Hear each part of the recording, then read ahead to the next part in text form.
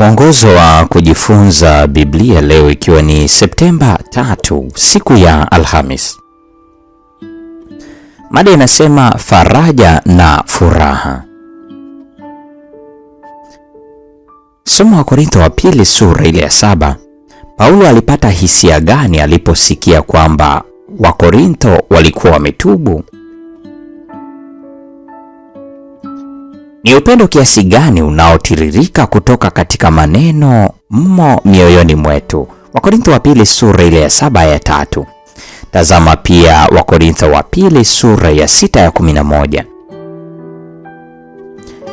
Katika shauku yake ya kina ya kutaka upendo wake urudishwe na au ulipwe, Paulo pia anasema, tupeni nafasi mioyoni mwenu.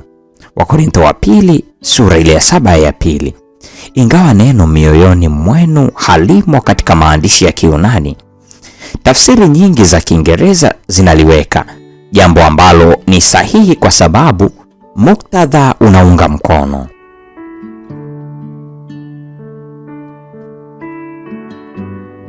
Kwa kweli Wakorintho walifungua mioyo yao kwa Paulo na watendakazi wenzake. Hii ndiyo sababu aya ya 4 ni mlipuko wa furaha. Maneno ya Paulo yanaonyesha jinsi hisia zake zilivyochanya kwa wakati huu. Ninao ujasiri mwingi kwenu. Naona fahari kuu juu yenu. Nimejaa faraja. Katika dhiki yetu yote nimejaa furaha ya kupita kiasi. Wakorintho wa pili sura ya 7 aya 4. Paulo amejaa faraja na furaha.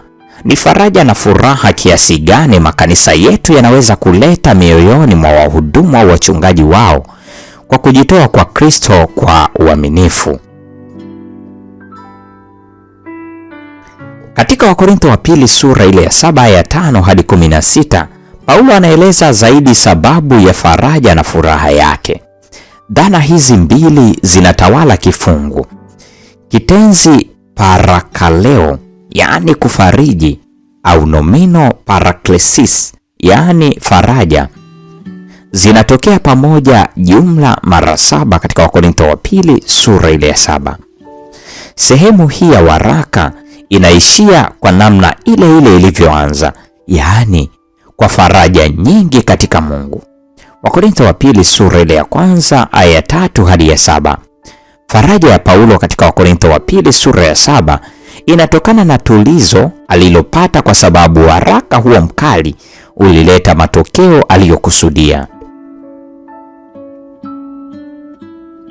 Ingawa faraja hii ni matokeo ya taarifa njema ya Tito, hatimaye Mungu ndiye wakala wa faraja ambayo Paulo aliipata. Wakorintho wa pili sura ile ya 7 ya 6. Mungu kwa hakika ni Mungu wa faraja yote, atufarijie katika dhiki zetu zote. Wakorintho wa pili sura ile ya 1 aya 3 na ya 4. Kwa kuvutia, ingawa Paulo amejaa faraja, yeye pia amejaa furaha ya kupita kiasi. Wakorintho wa pili sura ile ya 7 aya 4 na aya 7 na aya ya 13. Ingawa waraka wake uliojaa uchungu ulikuwa umesababisha huzuni nyingi, hiyo ilikuwa huzuni inayotokana na mapenzi ya Mungu pamoja na toba iliyokusudiwa. Wakorintho wa pili sura ile ya 7 aya 9 hadi 11. Wakorintho walihuzunishwa kwa jinsi ya Mungu. Wakorintho wa pili sura ile ya 7 ya 11.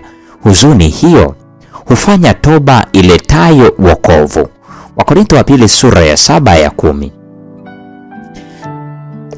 Ni nini kingine kinachoweza kuleta furaha zaidi kwa moyo wa mhudumu wa kweli wa Mungu? Je, umewahi kupata huzuni ya kiungu katika maisha yako? Ulijuaje kwamba ilikuwa huzuni inayopatana na mapenzi ya Mungu kukuongoza katika toba? Leo ni Septemba 3, mada ikisema faraja na furaha, na hii ni siku ya Alhamis. Kwa nukta hiyo, mpendwa wa mfuatiliaji wa mfululizo wa masomo ya mwongozo wa kujifunza Biblia, Ndio tunakuwa tumefikia tamati ya tafakari ya mada hii nzuri siku ya leo. Mungu atubariki sote na nikutakie tafakari njema.